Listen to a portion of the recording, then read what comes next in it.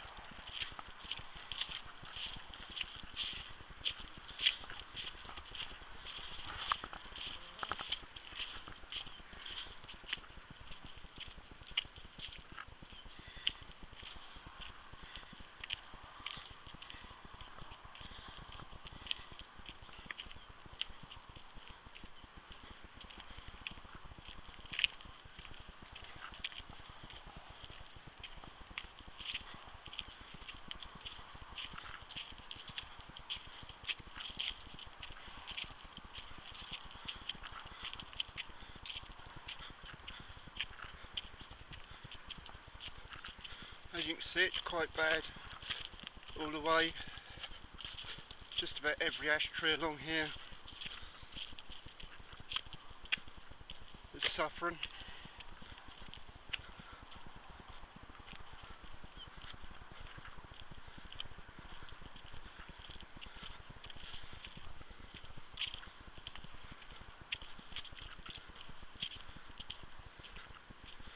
You can see it a lot easier this time of year as the wind has been strong. The Chalara or ash dieback is weaker, so the leaves come off quicker. As there's been no real frost yet, the healthier ones like coming up, you can see it's got less on it. The leaves are hanging on until the frost. Just a bit at the top there where it's dying off, you can see that's the Chalara, the effects of the Chalara.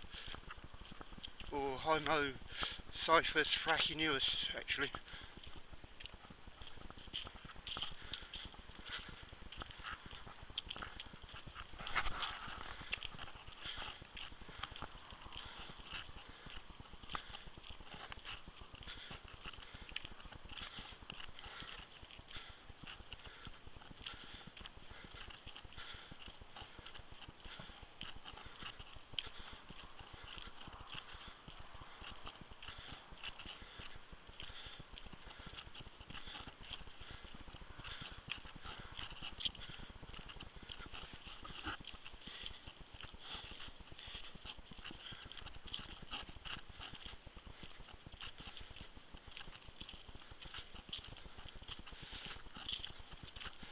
See all the differences?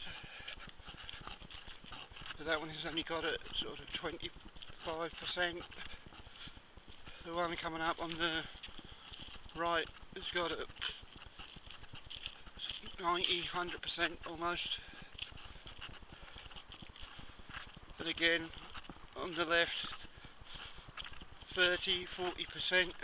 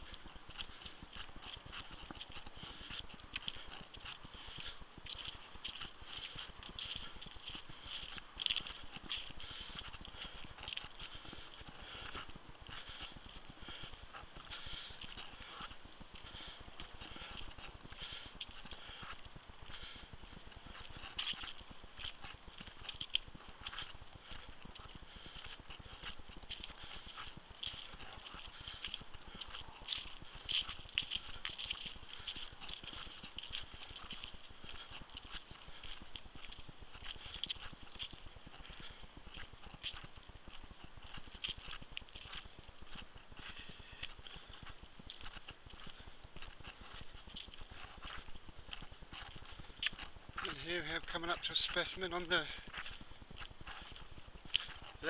right rather, that is almost perfect.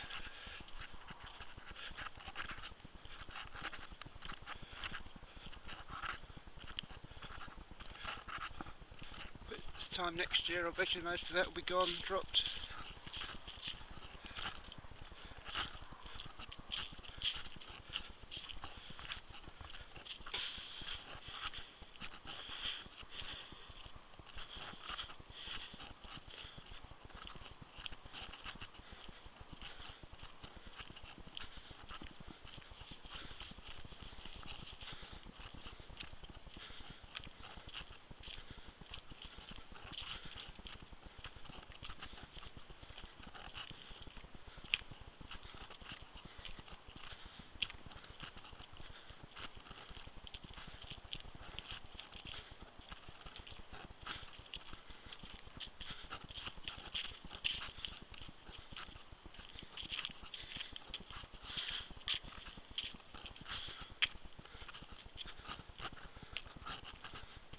Again, a pair of trees that lost all their leaves already.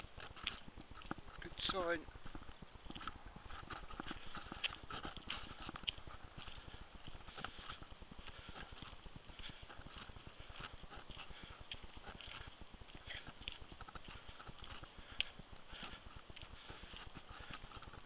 It's just so strange how it's so individual.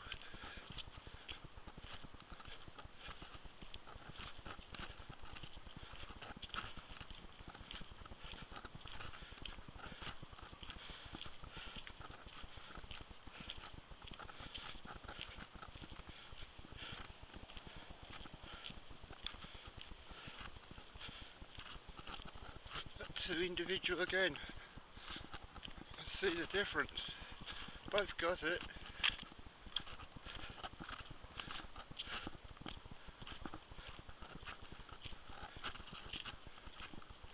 That's normally another sign of the seeds hanging on. Last year's seed pods hanging on. That's a good sign it's still got Chilara.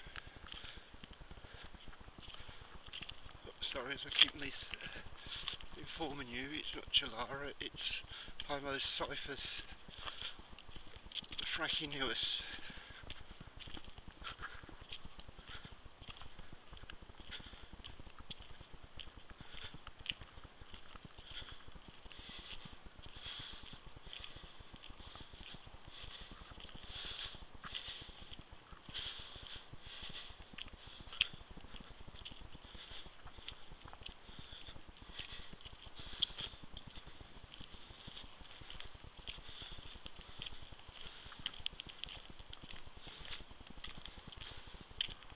And all in all, that's all in a walk within about 3/4 of a mile.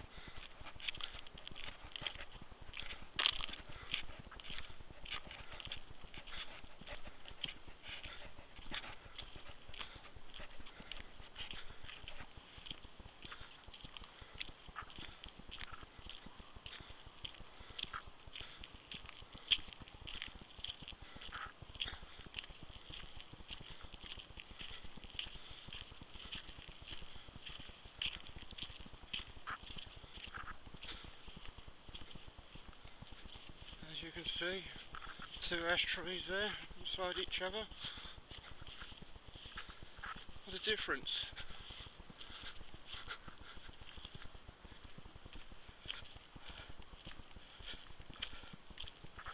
This one coming up has got the Hymenoscyphus Fraxineus. It's just very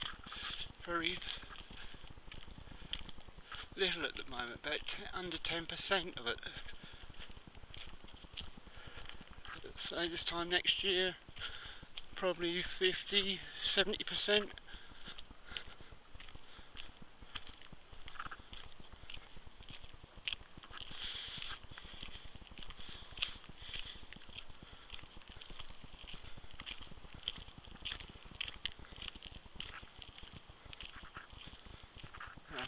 is we've got tar spot here, sycamore tar spot. That comes from fungus that spores from the leaves in the spring, from the rain. As the fruit and bodies chuck out the spores, the rain sends them into the air and it starts to affect the tree again.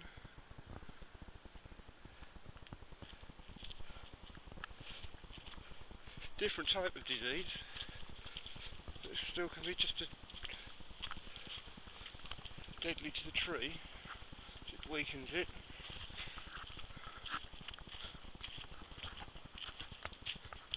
And over there some chestnut trees with rust and leaf miner, which again is another bad issue at this moment in time. It can be sorted out by people just cleaning up the leaves and burning them or composting them in a council bin or a very large compost heap. Very large compost heap.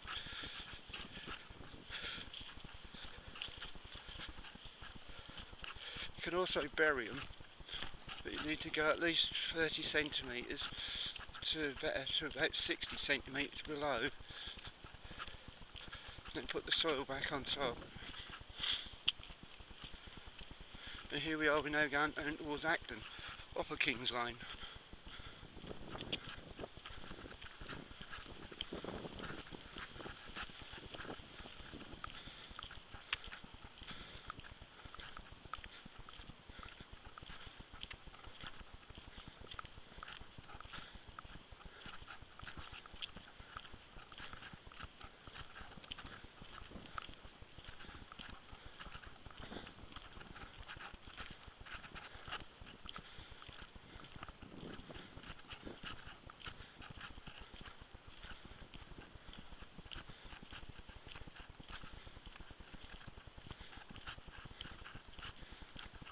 Up to some oaks, they're not looking too bad.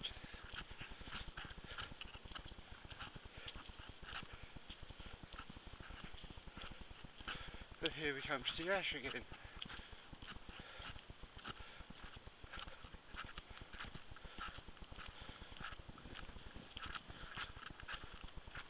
So it just shows you around here how much the ash is being killed.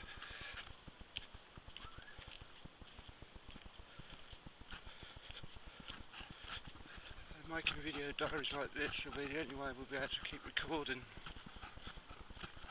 what the trees are doing. Then in time hopefully we'll find a strain to replace the ash with.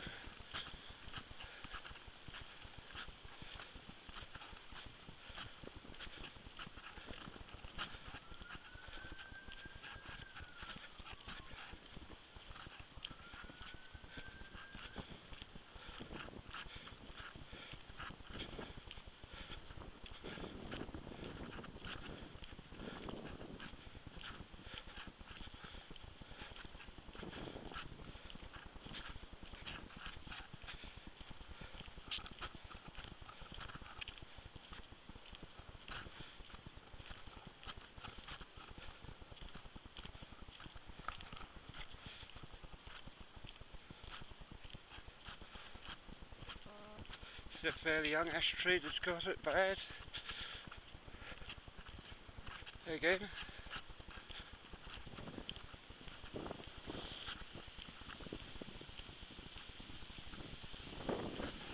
I wouldn't say there's one ash tree in this journey I've been on so far.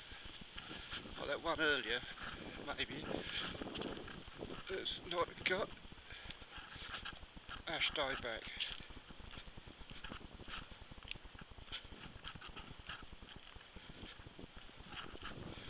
And I haven't journeyed 2 miles.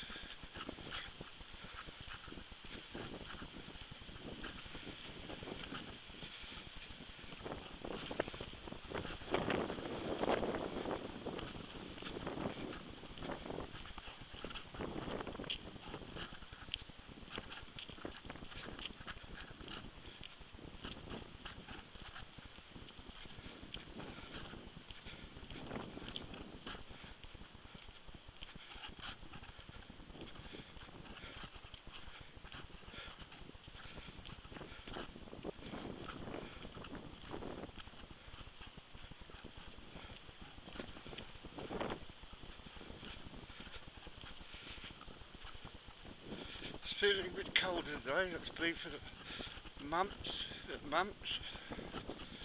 It's November the 5th, and let's talk about the first frost of the season this year down here in East Anglia.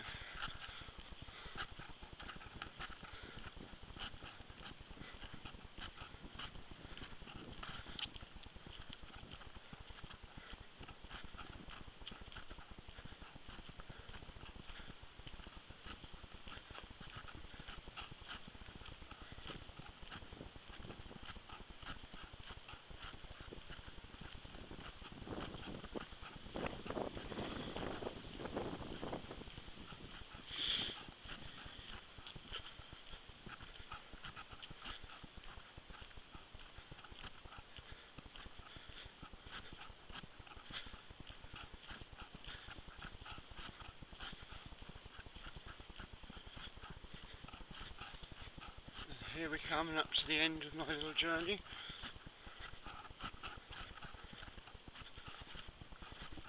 Before we run out of trees and hit the village of Acton.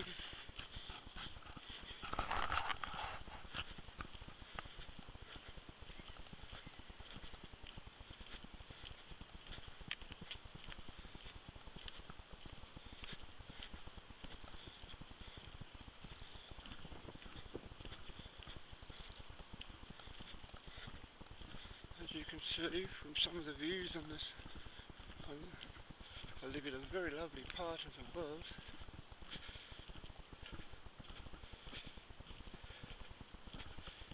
And I feel very lucky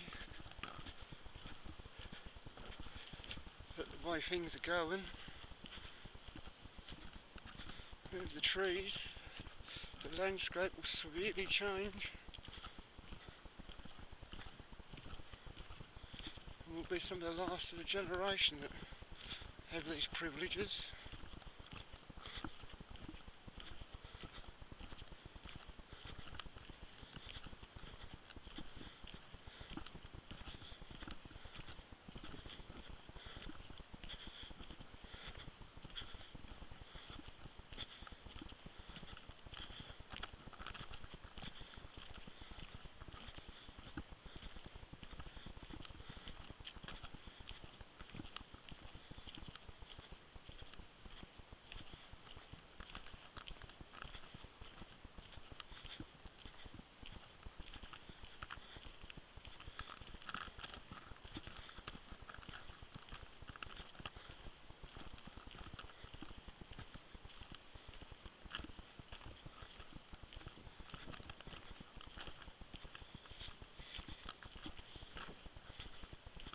Hopefully people will start taking interest.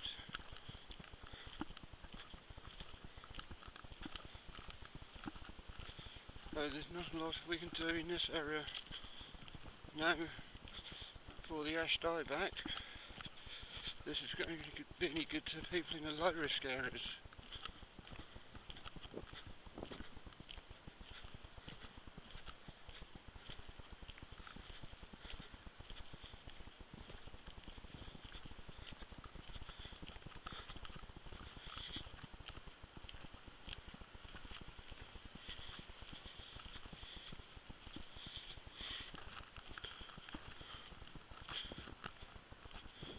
As you can see, I do live in a very lovely part of the country.